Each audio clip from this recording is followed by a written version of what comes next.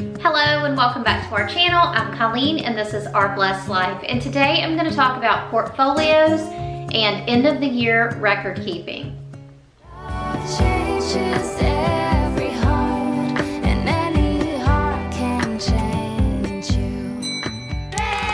Okay, so first of all, if you're new to homeschooling or if you're in a state that doesn't require a whole lot of record keeping, what is a portfolio? Well, when people talk about portfolios in the homeschool world, they're talking about a collection of records that they keep for their homeschool, and it can be done many different ways. I'll talk about a few of those ways, and then I'll show you the way that I do it, that I've been doing for years, and I just think is really super easy. First of all, if you're homeschooling, you need to know what your state laws on homeschooling are. So you need to find out if you have to keep a portfolio. If you do need to keep a portfolio, then you need to determine what has to go into the portfolio. So for example, I'm in South Carolina. We do have to keep a portfolio. We have to keep work samples. We have to keep lesson plans. We have to keep attendance records. We have to keep like grades, scores, and things like that. So what I do is I keep an actual physical portfolio, and I'll show you that in a minute, and I'll show you how it's different for high school and elementary school. And I'll also talk about what I did in middle school so you can kind of get an idea of what I did all the way through. Even if you find that you're in a state that does not require a portfolio, I highly recommend that you keep one anyway.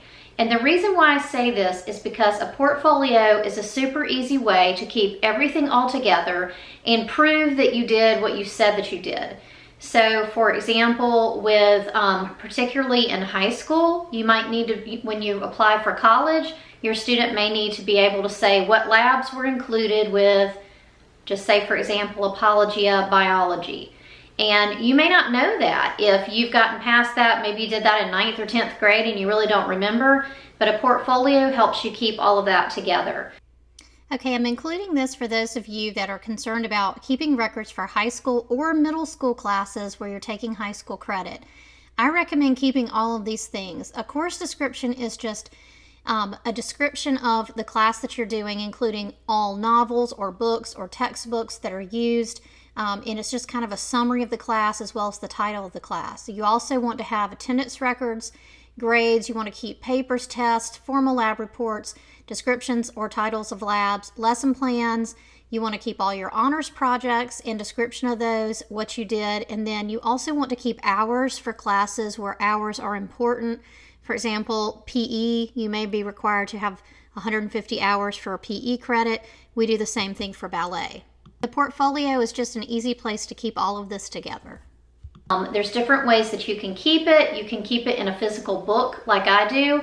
You can keep it electronically. Some people keep boxes where they just kind of dump everything in there. And that is, a legitimate way to do it, although it kind of gives me hives because if I wanted to pull something out quickly, I couldn't do that. I'd have to dig through it and it would just be a lot harder. So what I do is I keep the portfolio going all year long. It's not something I do at the end of the year. It's something I basically do once a week or once a month. So let me go ahead and show you my portfolios for both of my girls for this year, and then I'll show you how I've been doing this for years and what it looks like. Okay, so it's the end of our school year, and during the whole year, I keep portfolios on our shelves. And so I always write their name, the grade, and the school year on the outside edge. This is a 2-inch binder. And then here's Sophie's. Sophie, first grade, 2019-2020 school year.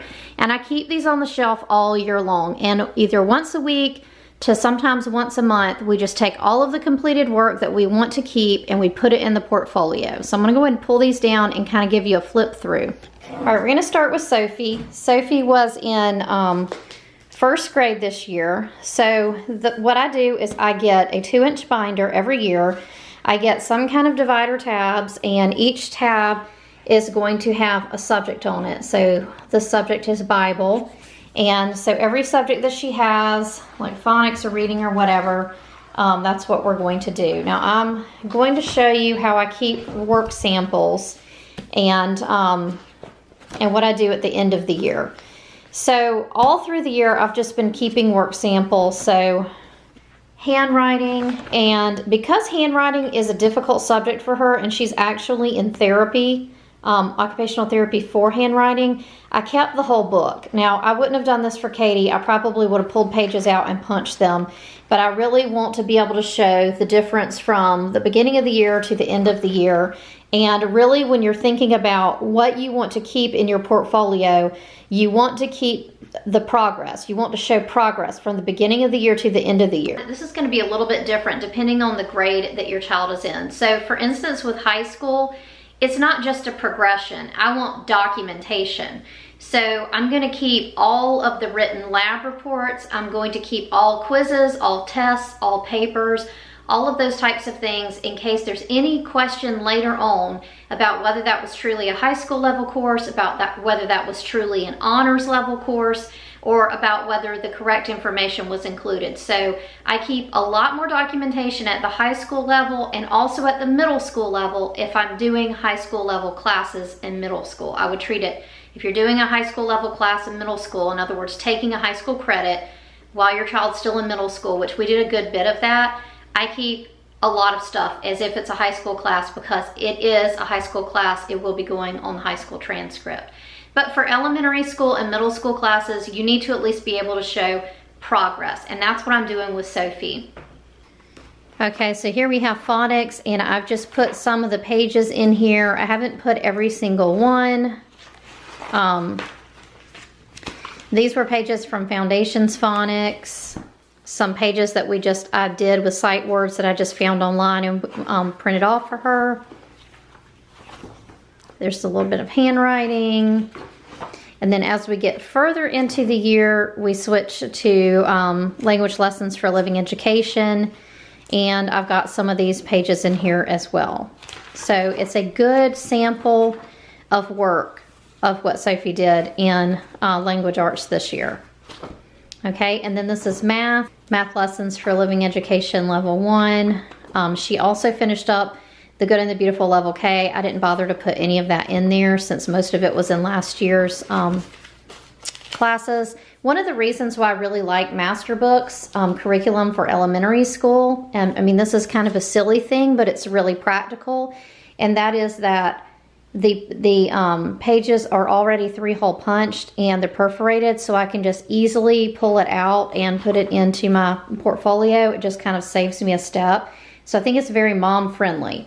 Where the Good and the Beautiful, everything is 3-ring bound and you have to take it out and then punch it if you want to put it in a portfolio, or you could put the entire book in a portfolio, and I've done that too just to save a step. So a lot of times too, I will, especially in the elementary school years, I'll do an all about me page and I'll put that on the front, and it's fun to go back and look through that. So it's kind of like a homeschool scrapbook, but it does have all the required documentation. And now that it's the end of the year, I'm going to be adding my homeschool calendar. I'm going to be adding all my lesson plans. Now we use Homeschool Planet, so I printed these off. I'm going to 3-hole punch them and just put them in the front with our calendar and also report cards. So I'm going to go ahead and put all of these in here, and then her portfolio will be complete.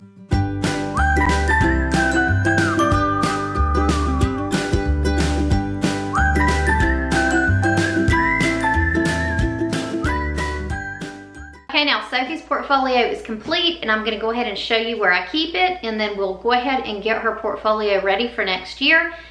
Okay, this bottom shelf down here is where I keep all of the portfolios, and I'm just going to keep this until my kids graduate. This is our box where we turn in work during the school year. So what we do is, as I finish something with Sophie, we put it in this box, or as Katie finishes, we put it in this box. For Katie, I'll take it from here and then I'll grade it, and then once we do that, we put it in the portfolio. So we try to do this weekly. Whenever we are good about doing it weekly, the portfolio situation is so much easier. But we always do it at least monthly, and that still is fairly easy to keep the portfolio up to date. So at the end of the year, I'm really only grabbing a few things from our last couple of weeks of school to put in the portfolio to finalize it. So right now, I've got 2 papers for Katie.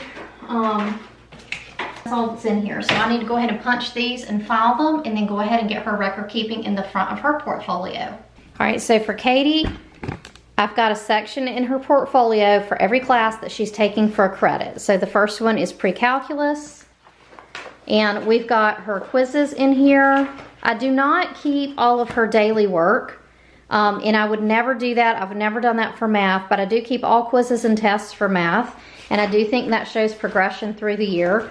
And then for language arts, because we're doing the good and the beautiful, I just kept all the units, and I kept all the tests, and I kept all the papers. So I'm keeping probably more for language arts than I would for any other subject. But because these are in the workbooks, I don't really know any other way to do it. So that's what I've been doing there. Okay, and then this is history. So I kept all of her papers and assignments for history. And they are in here. For Western cultural history, I kept all of her graded assignments. Anything that got a grade, I keep.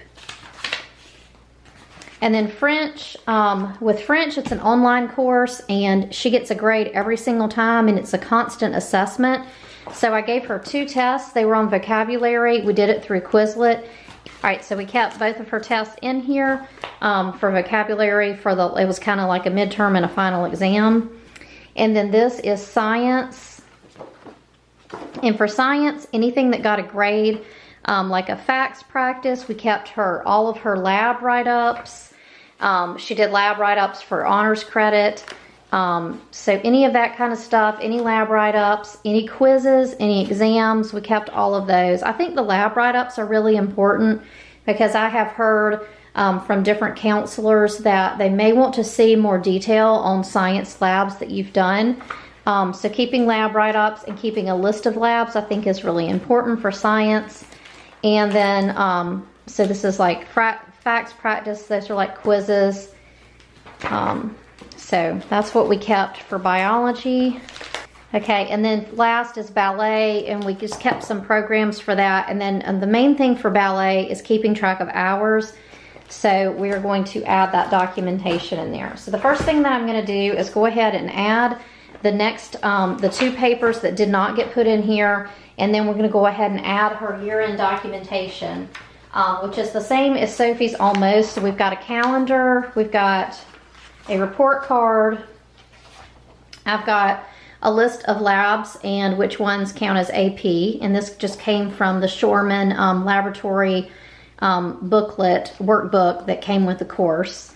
And then I've got all of her lesson plans. And then the other thing that I need to do is go print out her hours from Homeschool Planet for ballet, because I do have to prove that she had over 150 hours. She actually had over 400 hours, but I need to be able to prove that. So I'm going to print that documentation out, and I'll put that in the ballet section. Okay, now Katie's portfolio is done. I'm going to go ahead and put that up, and then I will show you how I get their portfolios ready for the next school year.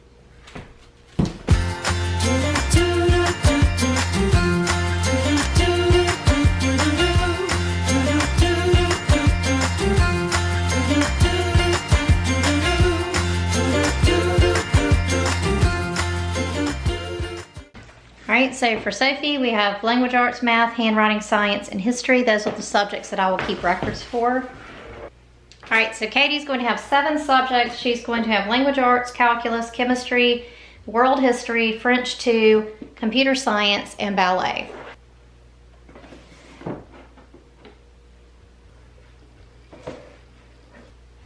Okay, so that's all I do to keep portfolios, and I feel like that's a really easy system. I'm now ready when we start school. We homeschool year round. We are required to end the year by a certain date, which is May 31st. We've already ended our school year, but when we do start back, we are ready to go ahead and file all the work that they will be doing, and we'll be all set for the next school year. Okay, I also just wanted to talk just really quickly about making a digital portfolio.